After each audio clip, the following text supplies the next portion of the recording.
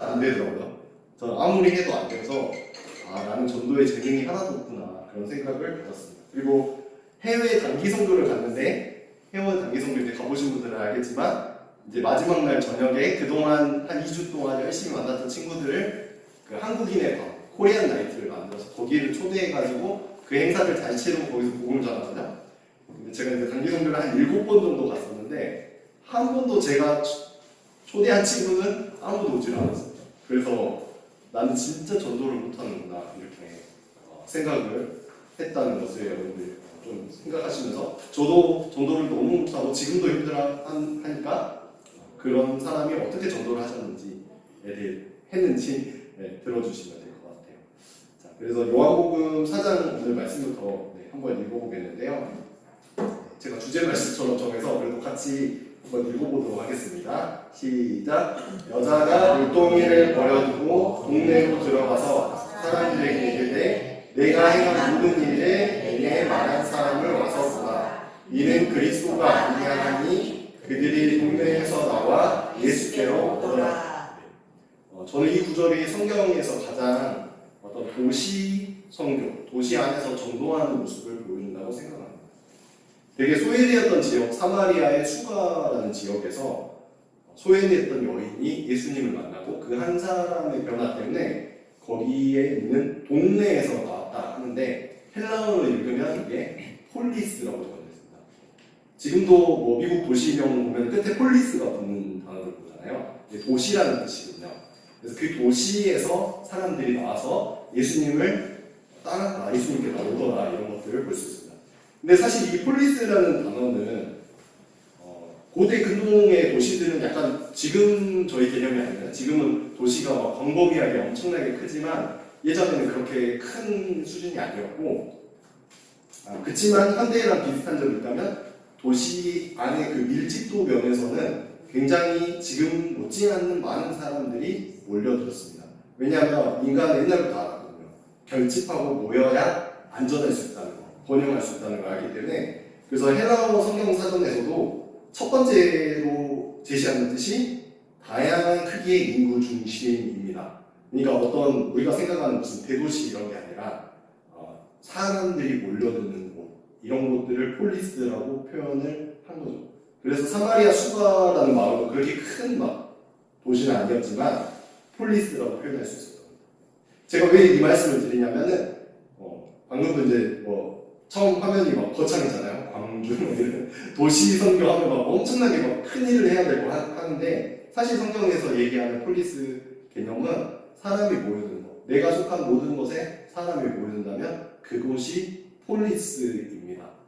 그래서 도시 선교가 너무 거창하게 생각할 필요 없이 지금 중앙말씀의 교회가 속한 지금 이 금호동, 지리산 금호동이죠. 성직동인가요? 이 동네도 폴리스가 될 수 있다. 그리고 내가 살고 있는 아파트 단지도 충분히 폴리스가 될 수 있고 제가 이제 간사, CCC 간사로서 저도 이제 캠퍼스에 만약에 다시 돌아가게 된다면 그 전남대학교에 학생 2만 명 정도가 있는데 그 2만 명도 충분히 폴리스가 될 수 있습니다. 그래서 도시 선교라는 것은 거창한 개념이 아니라 내가 속한 곳, 사람이 모이는 것을 전도한다 이렇게 생각하시면 되고요. 그리고 인류 최초의 도시가 나오는데요. 성경은 생각보다 이 도시에 대한 이야기가 굉장히 많이 나옵니다.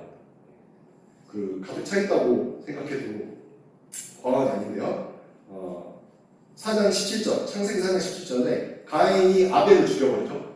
그래가지고 무서워가지고 질책감에 시달리면서 하나님에게 자기 안전을 좀 보장해줄 것을 요청하고요. 하나님 그것을 수락을 해줍니다. 그리고 나서 태어난 게 뭐냐면 도시가 생겨났습니다. 도시가 탄생하고 가인이 안전이 유지가 되죠. 그래서 이 뉴욕에서 도시 선교의 모델을 보여주신 킹케로 목사님은 도시라는 것은 그 출발점부터가 피난처다 이렇게 말하고 있습니다. 도시는 하나님의 은혜로 타락한 이 인간이 안전을 형성하고요, 문화를 창출하며 잠재력을 발휘하도록 허락된 점. 그러니까 교회 다니는 사람, 교회 안 다니는 사람, 하나님 믿는 사람, 안 믿는 사람 다 떠나서 모든 사람들이 인간들이 자신을 반역했지만 그래도 하나님의 은혜를 베풀어서 너희들 안전해지고 번성하라 라고 주신 공간이 바로 도시라는 거죠. 그래서 도시는 하나님의 이제 일반 은총이라는 단어를 배우셨을 거라고 생각하는데 그 일반 은총이 꽃피는 장소가 바로 도시입니다. 근데 동시에 성경은 뭐도 보여주냐면 그 일반 은총의 장소가 죄로 인해서 타락할 수 있다는 가감없이 보여줍니다. 하나님께 대적하는 도시들의 모습, 뭐 바벨론이라든지 바벨탑 사건, 그리고 소돔과 고모라 이런 거 보면 도시가 얼마나 어처구니 없이 타락하고 하나님께 끔찍한 반역을 저지르는 곳인지도 성경은 가감없이 이야기를 하고 있습니다. 그래서 이제 프리스턴에서 39년간 성경신학 가르쳤던 게알버스 보스라는 신학자는 이렇게 말합니다. 도시는 문화적 에너지를 축적하지만 동시에 죄의 잠재력도 축적하는 도시입니다. 그래서 근데 하나님은 이 도시들을 그러니까 타락했으니까 내가 버려버릴게 이렇게 안 하시고요. 선지서들, 구약의 선지서들은 특별히 구속이 필요한 그 도시들에 대한 외침으로 가득 차 있는 것이 성경 구약 성경의 이야기이기도 합니다. 대표적인 예는 요나 이야기를 볼 수 있어요. 니느웨 성, 아수르의 수도로서 그 진짜 폐허무도한 그 민족이잖아요. 너무 잔인하게 그 포로들을 다루고 포로로 잡히면 한쪽 발이나 팔 같은 거 다 잘라서 데려가고 뭐 그런 일을 저질렀기 때문에 이스라엘이 엄청나게 싫어했고 요나도 이들에게 하나님의 말씀을 난 전할 수 없다 이렇게 생각했었습니다. 근데 이 요나의 마지막 장면이 정말 충격적이게 이렇게 끝납니다. 이거 한번 같이 읽어볼까요? 시작. 여호와께서 이르시되 내가 수고도 아니하였고 제대도 아니하였고 하룻밤에 났다가 하룻밤에 말라버린 이 방명포를 아꼈거든 하물며 이 큰 성읍 니느웨에 있는 좌우를 분별하지 못하는 자가 12만 명이요 가축도 많이 있나니 내가 어찌 아끼지 아니하겠느냐 하시니라. 하나님에 대한 전통적인 신앙을 가지고 있고 하나님의 율법을 가지고 있는 이 이스라엘이 보기에 아수르인들은 진짜 폐허무도한 어처구니 없는 민족이죠. 그렇지만 여기서는 하나님은 내가 그들을 아낀다. 왜냐하면 사실 니느웨는 그때 당시 어느 성읍보다 하나님의 형상을 가지고 있는 남자 여자가 12만 명이나 있는 그런 대단한 곳이었기 때문에 하나님은 그들을 사랑한다. 그들을 내가 아끼고 있다. 이렇게 말하는 것입니다. 그리고 이스라엘은 그런데 요나의 모습 보면은 되게 끝까지 막 가고 싶어 하지 않고 이 마지막 요나 장면도 하나님의 어떤 이 반문으로 끝나기 때문에 요나가 어떻게 했는지는 저희는 잘 모르지만 그래도 은혜를 받아서 이걸 적었을 거라 생각합니다. 아무튼 이스라엘의 모습은 하나님이 그렇게 폐허무도한 성읍들을 사랑하심에도 불구하고 이스라엘은 거절하죠. 그곳으로 가지 않습니다. 그래서 하나님 하신 일들은 하나님은 바벨론을 통해서 남유나 아수르를 통해서 북이스라엘을 심판하시고 그들을 이교도들의 도시로 끌려가게 만드십니다. 그래서 거기 가서 뭐 하냐 하면은 예레미야 29장 7절 같이 읽어보겠습니다. 시작. 그 성읍에 평안을 구하고 그를 위하여 여호와께 기도하라. 그래서 거기 가서 너희들끼리 재밌게 살고 너희들끼리 신앙을 유지하면서 그들과 고립된 채로 이렇게 사는 게 아니라 그 성읍에 선을 구해라. 그 성읍이 평안할 수 있도록 해라. 여호와께 기도하라. 그 성읍의 번창을 위해서 너희들이 살아야 된다. 이것을 말씀해 주십니다.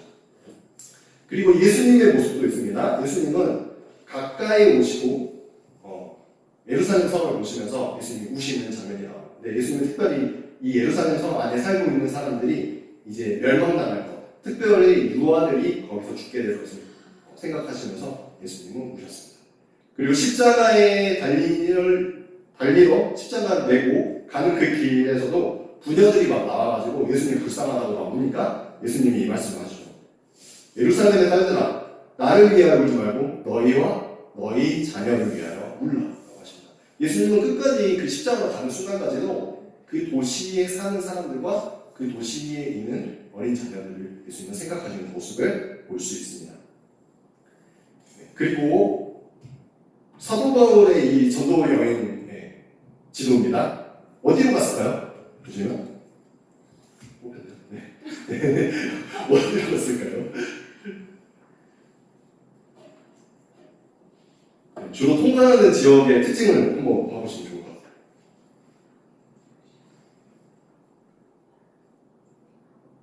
네, 조금 어려우십니까? 제가 말씀드린 말씀드리면 교통의 요지들, 사람들이 다녀가는 백길, 그리고 에그나티아라고 군사도로가 있는 곳으로도 가기도 했고요.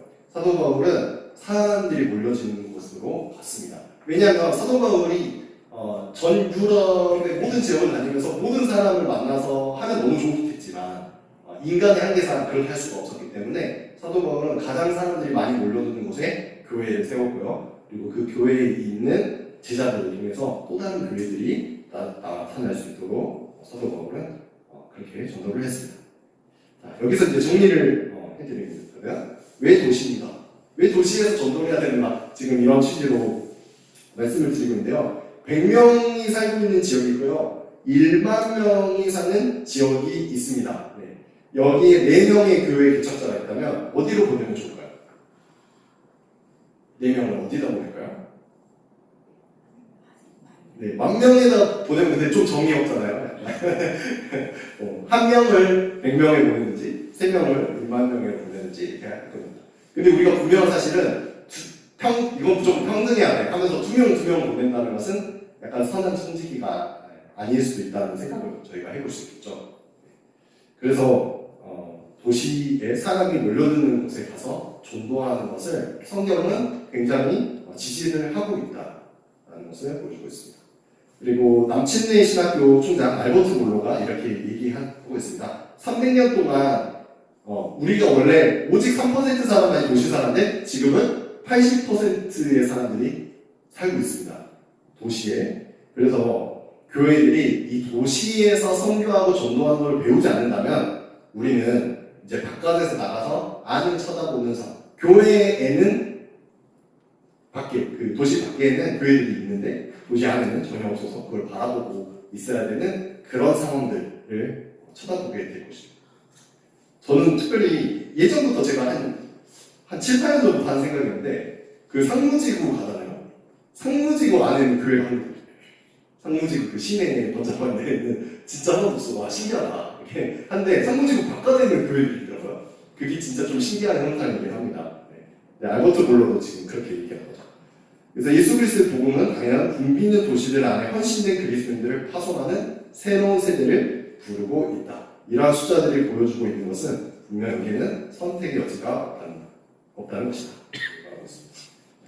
지금 제가 센터처치라는 그 책에서 많이 인용해서 말씀드리고 있는데요. 근데 솔직히 도시 선교의 한계도 이 책에서 이야기를 하고 있습니다. 예수님은 로마가 아니시고요. 예루살렘 출신 아니시고 나사렛 출신이다 이렇게 말하기도 하고 또 이걸 잘못 생각하면 저희가 엘리트주의로 가가지고 도시에 있는 사람들은 영향력이 크니까 이 사람들을 전도하면 약간 납치 효과가 일어나서 이렇게 낮은 층으로 갈 것이다. 근데 이거는 이제 성경이 주는 마인드는 아닙니다. 그리고 섬김의 마음보다는 어떤 효용으로 전도 대상을 생각해보죠. 도시에서 우리가 선교하려면 도시가 효과적입니다. 근데 사실 예수님은 그러지 않았죠. 복음의 내용을 보시면은 우리가 효과적이어서 하나님이 우리를 사랑하시죠. 로마서 5장 8절에 우리가 아직 죄인이었을 때 하나님이 가장 경멸하는 존재였을 때 그리스도께서 우리를 위하여 죽으심으로 하나님께서 우리에 대한 사랑을 확증을 하셨습니다. 그래서 이런 한계들이 있습니다. 자, 그래서 이제 도시 선교에 대해서 왜 해야 되는지 그리고 또 단점이 뭔지 이런 것들을 봤고요. 그 다음에 그러면 우리는 어떻게 도시를 위할 수 있을까요? 그러면 이제 도시에서 어떻게 살면 좋을까요? 한번 보겠습니다. 도시에 대해서 일단은 감사하는 태도를 갖는 것입니다. 이게 무슨 말이냐? 네, 근데 아까도 살펴봤듯이 도시는 하나님이 믿는 자나 믿지 않는 자나 상관없이 일반 은총에 뽑힐 수 있도록 해주신 장소, 그 일반 은총을 누리게 할 수 있는 장소입니다. 예를 들면은 이제 시골에서 저희 처갓집이 이제 한평 나산 이문이라는 마을인데요. 거기서 치킨을 먹으려고 하면은 먹을 수가 없습니다. 영광까지 가서 네, 한평 군내에도 치킨집이 그 이름이 갑자기 생각 안 나네요. 네. 그 저희가 잘 모르는 브랜드가 하나 있기 때문에 진짜 BHC라든지 좋은 브랜드를 먹으려면은 영광까지 갔을 때 그 영광에 대한 감사, 네. 영광이 진짜 이렇게 발달됐구나 이런 생각을 하게 되죠. 네. 그리고 근데 이제 광주에 사니까 저희가 일반 은총을 충만하게 누릴 수 있습니다. 오늘 메뉴는 한식, 일식, 중식, 뭐 중에서 저희가 얼마든지 선택할 수 있는 그걸 누릴 수 있고요. 그리고 하나님이 우리에게 허락해 주신 이 도시라는 이 공간이 저희들의 안전을 유지시켜줍니다. 밤길에 어떤 멧돼지를 만나서 위협을 당할 걱정을 하지 않으면서 물건을 사러 갈 수 있죠. 그래서 많은 사람들이 함께하기 때문에 그게 만들어지는 안전입니다. 그래서 내 옆집에 있는 사람이 솔직히 아무리 나랑 안 맞고 불편하더라도 감사하는 태도를 가졌습니다. 그리스도인들은. 이 사람을 통해서 하나님이 일반 은총을 형성해가고 계시기 때문에 그들에 대한 감사한 태도를 가질 수 있습니다. 일례로 이제 티켈러 목사님도 뉴욕에서 필라델피아로 이동을 하는데 차로 타면 1시간 반인데 이 도로가 없어지면은 28시간을 걸어가야 됩니다. 그렇기 때문에 이 도로를 깔아주신 분들에 대한 그 감사. 그러니까 그리스도인들이 느낄 수 있는 감사함이죠. 하나님의 일반 은총에 대한 깨달음 때문에 어떤 누구도 이 도시 길을 지나다니면서 그런 감정을 느끼지 않지만 그리스도인들은 그 감정의 감사의 풍성함을 누릴 수 있습니다. 그리고 두 번째는 도시에 대한 오해를 걷어내는 건데요. 이런 생각들이 있습니다. 실제로 이게 그 티켈러 목사님에게 도시 선교라는 개념을 잘 가르쳤던 하디 카운이라는 교수님이 있는데요. 이분이 간하대 선교사로서 실제 우리 대한민국에서 사역을 하셨습니다. 근데 이 간하대 선교사님이 실제로 들었던 말이 하나님은 자연을 만드셨고 인간은 교회를 만들었고 그 다음에 사탄은 도시를 지었다. 이런 말을 들었습니다. 근데 이제 성경적으로 그게 합당하지 않는 말이라는 걸 앞에 내용을 보시면 알죠.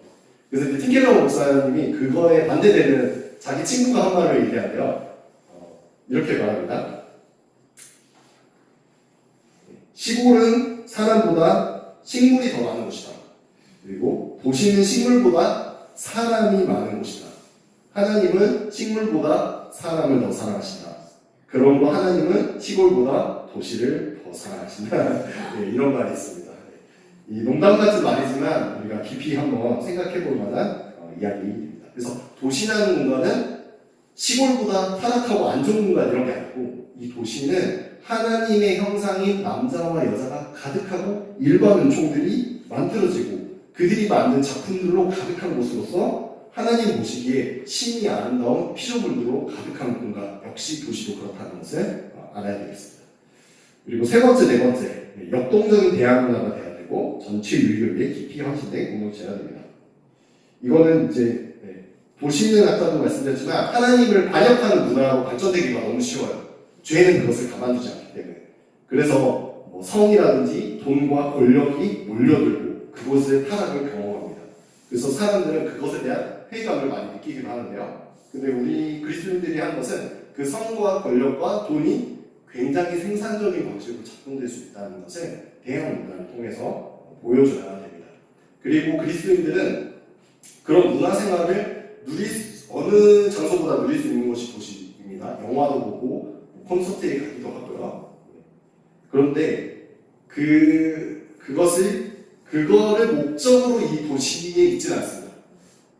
다른 사람들은 도시에 있는 이유가 뭐냐면 도시가 자신에게 유익하니까 도시를 이용하고 사용하기 위해서 도시에 존재하는데요. 그리스도인들은 어떤 존재냐면 도시를 섬기기 위해서 존재하는 집단입니다. 그래서 유일하게 이 광주광역시를 생각해볼 때 인구가 저희가 140만 정도 되는데 거기에서 이 도시를 섬기기 위해서 저는 여기 살아요 라고 하는 사람들은 거의 없죠. 그냥 광주는 살기 좋아. 네, 그렇게 많이 살아가고 있습니다. 저는 뿌리 깊은 이제 광주 출신입니다. 저는 진짜 화정, 사동, 염주체육관 옆에 염주동이라고 불리는 서구민들이 되게 고개를 끄고 계신데, 그 염주동이라는 곳에서 태어나가지고 계속 광주에서 살았는데요.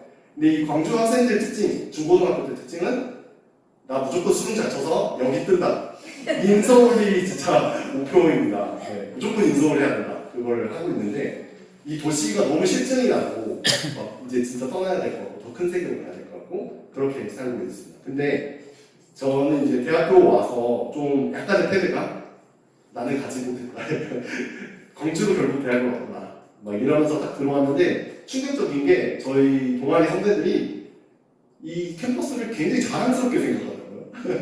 저는 좀 창피했는데 선배들은 되게 이 캠퍼스가 너무 좋은 곳이고 거의 뭐 여기가 0.5로는 서울대다 막 이런 말까지 들었어요.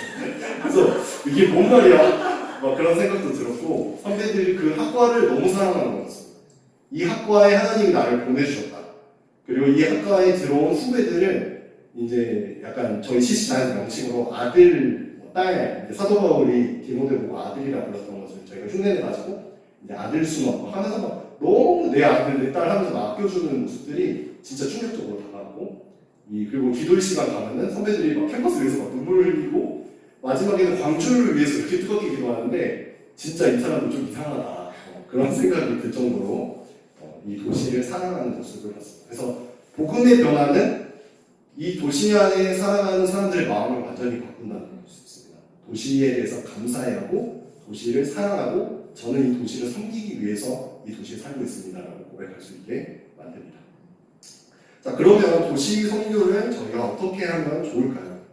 이거는 방법론이 아니라 문화화하는 것입니다. 이 전도 프로그램을 저희가 시작하기 한다면 오늘 이걸 하고 야 우리 교회도 한번 전도 프로그램 한번 해봅시다. 해가지고 상무지구 나가가지고 이제 막 사탕이나 케이크 같은 거 들고 막 나가게 된다면 어떤 일이 벌어질까요? 근데 일단 프로그래머가 되면은 이 프로그램을 해야 된다는 그 마음이 있기 때문에 상대의 전도 대상을 어쩔 수 없이 이용하게 되는 마음으로 변질되기가 너무나도 쉽습니다. 이 프로그램과 이 수행, 이 사명을 지금 해내야 하기 때문에 내 거를 해야 하기 때문에 이 사람들이 필요하게 된 거죠.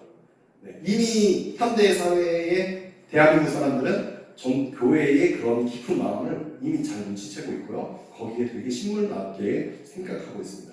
그래서 저는 이제 제시하고 싶은 것은 문화화되는 것입니다. 네. 자연스럽게 일어나게 되는 것. 문화를 일어나면은 누구도 멈출 수 없고 다 같이 즐기고 향유하게 되고 이걸 해나가게 됩니다. 율법주의는 뭐냐면 아까 말씀드렸듯이 우리가 이 사명을 해야 돼. 우리는 이거 해서 좋은데 천국에 갈까? 뭐 이런 식으로 마음이 발전되는 거죠. 행위를 해서 구원을 얻으려고 합니다. 근데 이런 정도는 이미 많이 안 되고 있다는 걸 볼 수 있고 그런 반대의 경향이 나옵니다. 방임주의. 사람들이 싫어하니까 그러면 아무것도 하지 말자. 가만히 있자. 이렇게 된다는 거죠. 근데 우리는 이 두 극단을 배제하고요.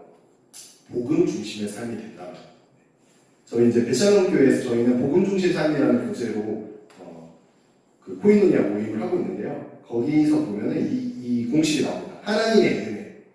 글씨가 좀 작아가지고 잘 보이시나요? 네. 죄를 발견하게 됩니다. 하나님의 은혜와 사랑이 너무나도 크기 때문에 내가 그 빛이 너무 강렬하면 어두운 데가 훨씬 더 잘 보이잖아요. 그것처럼 내 죄가 무엇인지 알게 되죠. 하나님 예수 그리스도의 사랑과 그 은혜를 배반했다는 그 자체, 그걸 생각도 안 하고 고려도 안 했다는 내 자신의 죄를 발견하게 되고, 그리고 회개하게 되고 기쁨을 경험합니다. 그래도 나를 위해서 아들을 보내시고 십자가에서 그 아들을 죽게 하신 그 그리스도의 은혜를 경험하게 되죠. 그 은혜는 예수 그리스도께서 자기를 위해서 하신 게 아니라 우리를 위해서 전적으로 헌신하셨기 때문에 타자를 향해 있습니다. 그 은혜가. 그 은혜를 경험하면 우리도 다른 사람을 섬길 기회를 발견하게 되죠. 그리고 자신을 주고 믿음으로 나아가고요. 크게 기뻐하고 하나님의 은혜를 더 깨닫습니다. 이제 전도를 하게 되면 가장 이제 좋은 거는 이겁니다. 오랫동안 관계를 유지하면서 이 사람을 꾸준히 사랑해 보면은 그 작은 경험을 통해서 뭘 알게 되냐면 하나님이 나를 얼마나 꾸준히 쫓아다니셨고 얼마나 사랑했는지를 깊이 경험할 수 있게 됩니다.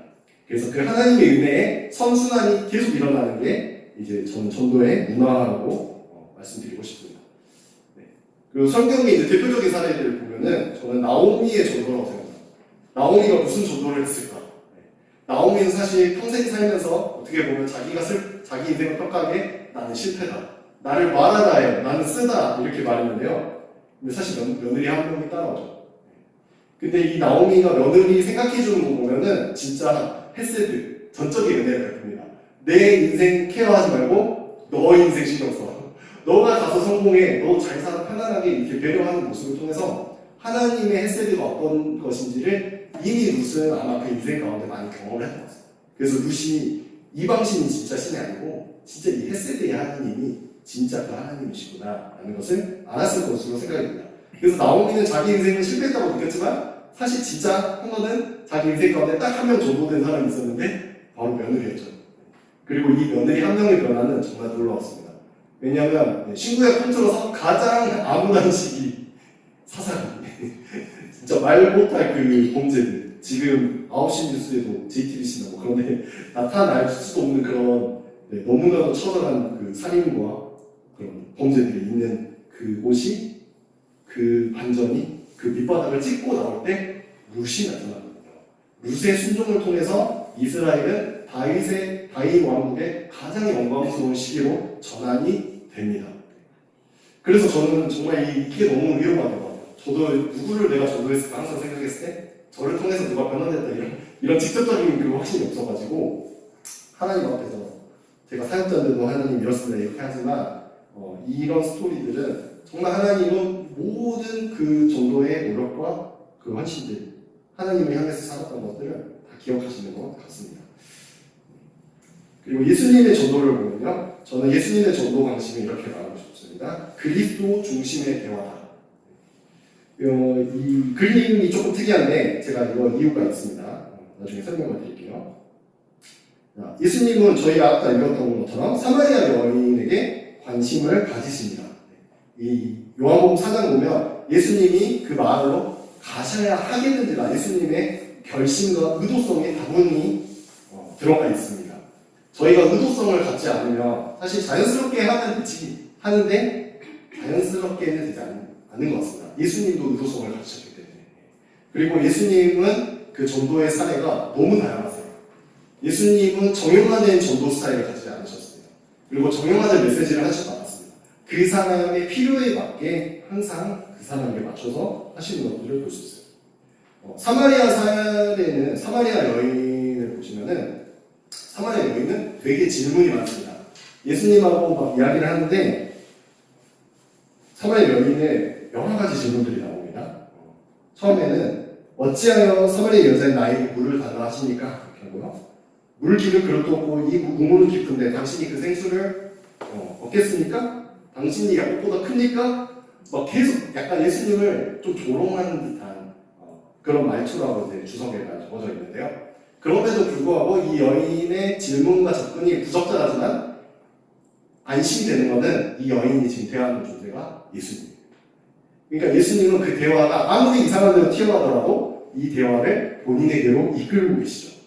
그리고 예배 장소에 대한 질문도 하고 메시아 그리스도에 대한 질문도 합니다. 그렇지만 예수님은 그것을 다 끌어오셔서 그게 바로 나다. 그 메시아가 바로 나인 것을 예수님은 말하고 있습니다. 그래서 예수님에 맞춰주시는 대화. 예수님은 어느 대화를 향하더라도 그것을 꿰매어서 복음을 전해주시고 자기에게 맞추십니다.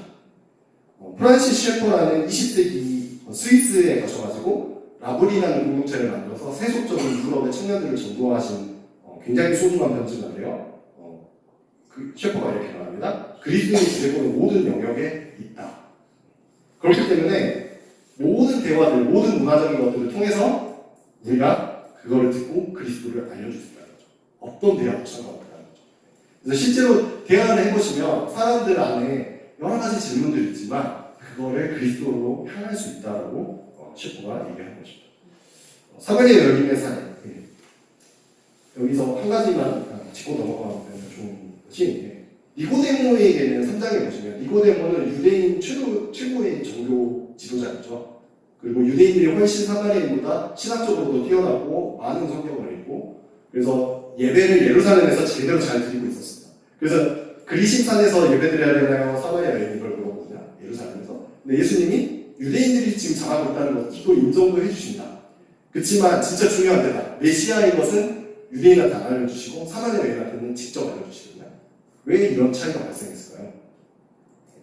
이 유대인들은 이제 메시아관이 굉장히 꼬여 있었습니다. 그래서 150년 전에 일어난 마카비 전쟁 통해서 어떤 전쟁의 영웅이 그리스도가 될 것이다. 이런 식으로 생각하기 때문에 예수님이 내가 그리스도다 하면은 얘들이 착각하잖아요. 장군이 없구나 이렇게 착각하기 때문에 그 니고데모에게는 알려주지 않고 사마리아 여인에게는 메시아인 것을 알려주는데 사마리아 사람들은 모세 오경밖에 없었어요. 그래서 좀 부족했습니다. 근데 이 사람들이 메시아 개념을 제대로 가지고 있었습니다. 모세 다음에 일어날 한 명의 선지자를 믿고 있었는데 그 타헤구라는 개념이 유대인들이 갖고 있는 메시아 개념보다는 이들이 갖고 있던 메시아 개념이 훨씬 하나님이 갖고 계신 메시아 개념에 가까웠기 때문에 예수님은 이 여자에게 알려주십니다. 내가 메시아다. 그리고 수가성 사람들도 다 알게 되었죠. 왜 이 말씀을 드리냐면 밖에 나가서 이야기를 해보면 교회 안에서 전통적인 신앙생활하고 전통적인 훨씬 신학적으로 뛰어난 분들의 질문, 그리고 밖에서 우리가 봤을 때는 진짜 세속적이고 하나님에 대해서 잘 모르는 사람의 질문을 비교했을 때 오히려 세속에 있는 사람들의 질문이 훨씬 더 정직하고 예수 그리스도께 향해 있는 경우도 있다는 것을 말씀드리고 싶습니다. 그래서 그렇기 때문에 우리가 세상에서 많은 질문을 하고 있는 수많은 사람들, 그 질문을 우리가 공감해 줄 수 있고 그 질문을 가만히 들어보면 정말로 예수님을 향하고 있다는 것을 우리는 볼 수 있습니다. 그래서 수가성의 복음의 소식이 들려졌습니다. 조금 벌써 40분이 됐습니다. 죄송합니다. 좀 장황하게 됐는데요. 제 전도 사례를 이제 말씀을 드려보겠습니다. 근데 이것도 뭐 거창한 게 아닙니다. 이거 들어보시면은 저 정도는 나도 이미 하고 있다 이렇게 하실 분들도 많이 있고요.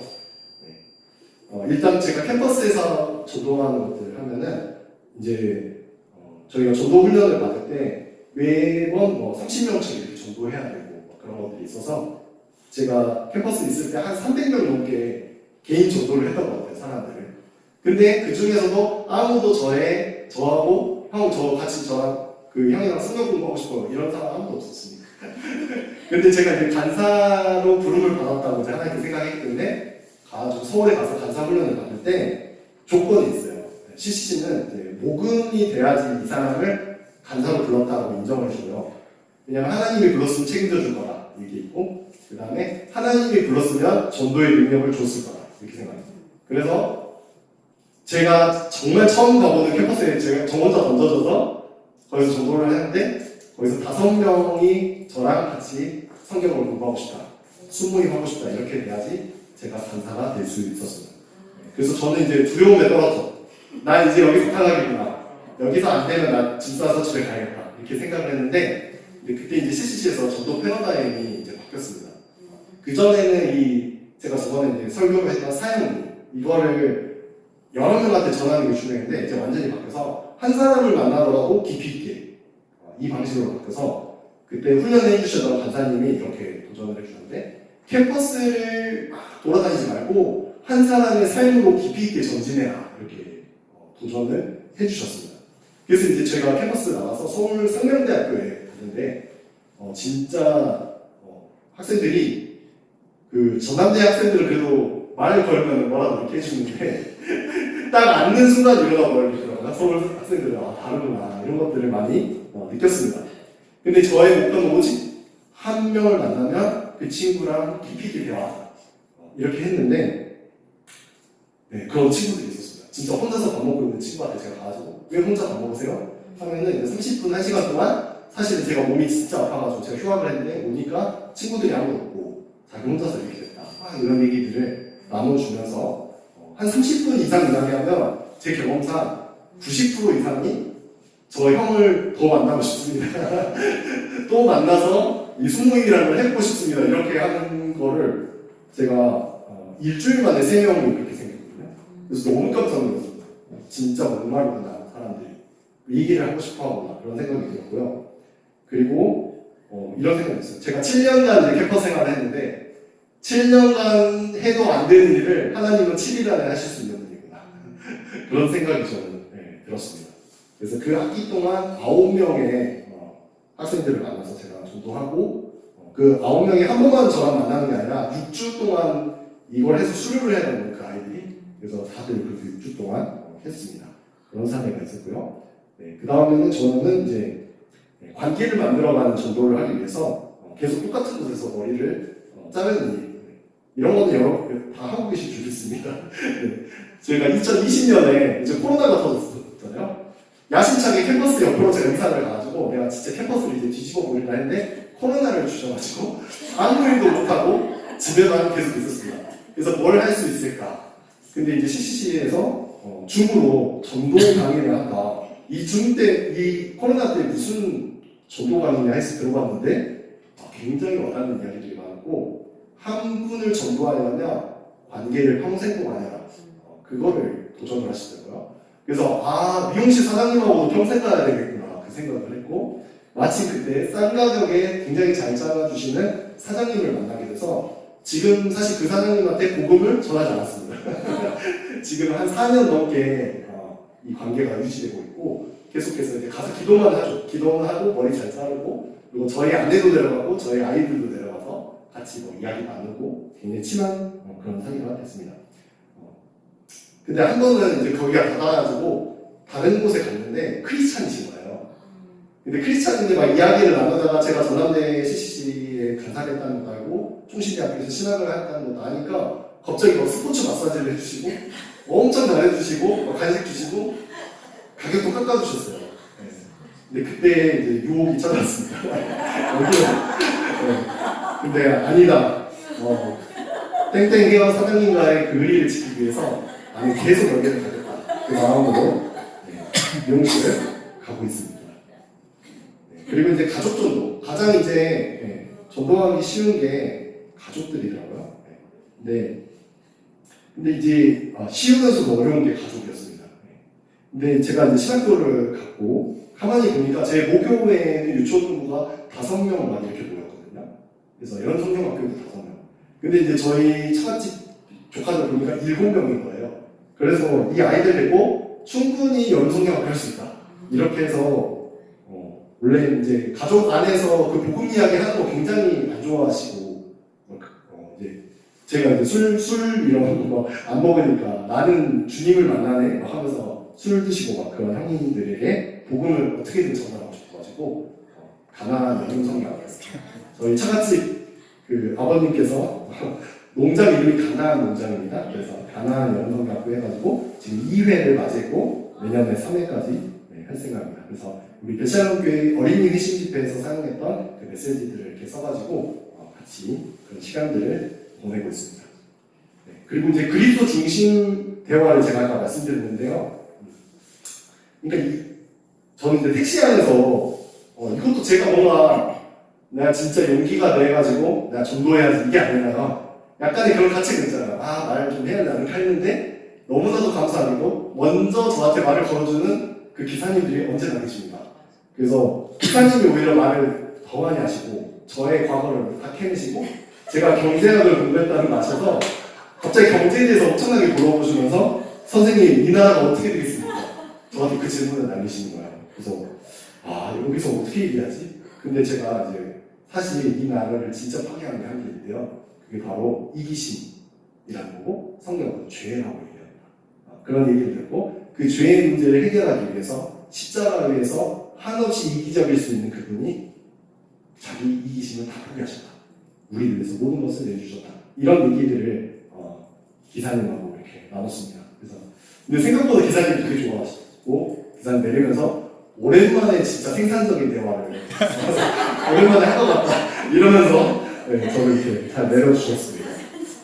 그리고 또 어떤 기사님은 오히려 저한테 역으로 전도를 하셨습니다. 여호와의 증인이 아니고 자기는 여호와의 증인이고 이거를 믿어야 된다. 교회 가서 다른 거 할 게 아니라 그리고 여호와의 증인은 피를 절대 뽑지 않는다.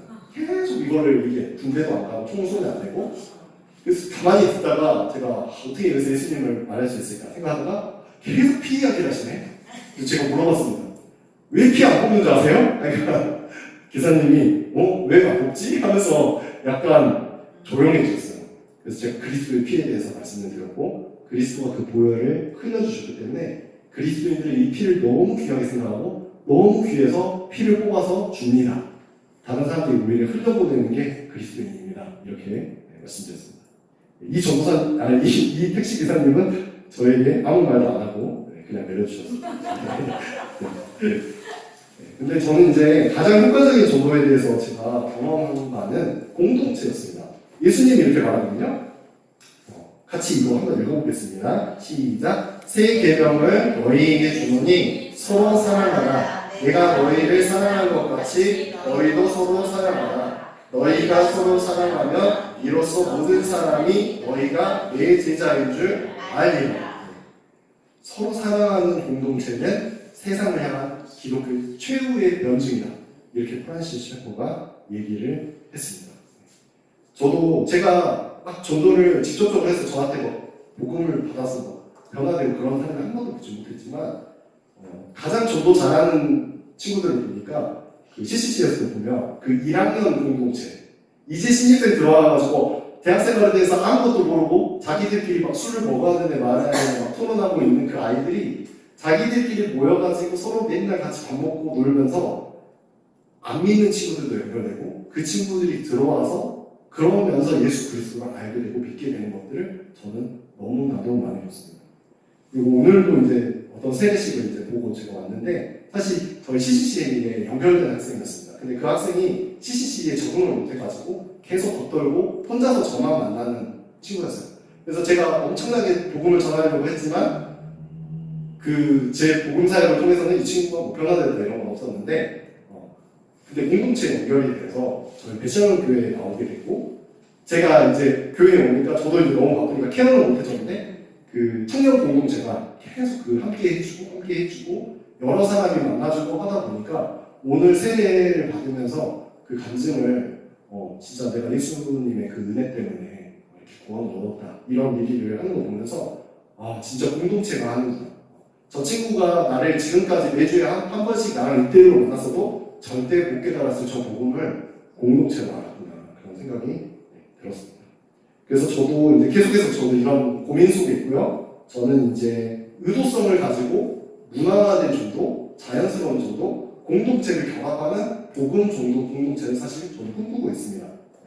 그래서 이제 이 RC 스프롤이라는 분이 이 라브리 공동체를 흉내내가지고 이제 이런 모임을 가졌고 팀 켈러 목사님도 여기에서 영향을 받았고 이런 모임들을 계속해서 해나갔습니다. 그래서 저도 이제 따라해보려고 저도 이제 전남대 근처에서 변증 모임이라는 거를 만들었습니다. 저는 진짜 이거 아무도 안 올 줄 알았는데 그래도 저희 배시아교회 청년들이나 CCC 학생들이 나와줬고요. 그리고 아직은 이제 피신자가 안 와서 피신자가 오기를 기대하고 있는데 근데 아이들이 이미 그 질문을 자기 학과 주변에 친구들이 했던 모든 질문들을 다 가져오고 CCC 성경 공부하면서 가르쳤던 그 학생이 했던 모든 황당한 질문들을 다 가져와가지고 외계인의 존재는 기독교에서 어떻게 생각해요? 동성애 문제 어떻게 생각해요? 막 이런 것들을 난상 막 토론을 하는데 막 정확한 정답은 줄 수는 없습니다. 저희들도 부족해서 공감해주고 서로 위로하고 같이 대화를 하면서 즐거운 시간을 보내고 있습니다. 그래서 저는 이런 공동체들이 앞으로 더 꽃피워야 된다 생각하고 그리고 그 안에서 서로가 서로를 변증해 줄 때 꼭 안 믿는 사람을 막 전도해야 되는 게 아니라 서로 간에 그런 질문들을 할 때 그 공동체 안에서 이 전도의 실력이나 그 사랑의 실력이 자라난다고 생각합니다. 그리고 그런 공동체가 됐을 때 정말 자연스럽게 믿지 않는 분이 공동체에 오더라도 충분히 답을 얻어갈 수 있는 그런 공동체. 그래서 주화 말씀의 교회가 그런 공동체가 되어서 이 금호동, 상무지구 이런 모든 곳에 있는 그 갈급한 사람들, 그 갈급함을 표현하면 오히려 왜 그런 소리에? 라고 명박을 두고 있는 그런 세상의 수많은 사람들에게 생수가 되신 예수 그리스도를 전달할 수 있으면 좋겠습니다. 제가 기도하고 마치겠습니다. 하나님 아버지 감사합니다. 특강할 수 있게 해주셔서 감사합니다. 전도가 어려운 것이 아니라 문화화되게 하여 주시고 자연스러운 그런 이야기와 대화들, 예수님 중심적인 대화들이 우리 조화 말씀의 교회에 가득할 수 있게 하여 주시죠. 그리고 정말 사랑하는 공동체가 됐기 때문에 사람들이 정말 이곳에 함께하고 싶고 모이고 싶어하는 그런 주님의 몸이 될 수 있도록 인도하여 주셔서 감사합니다. 예수님의 이름으로 기도드립니다.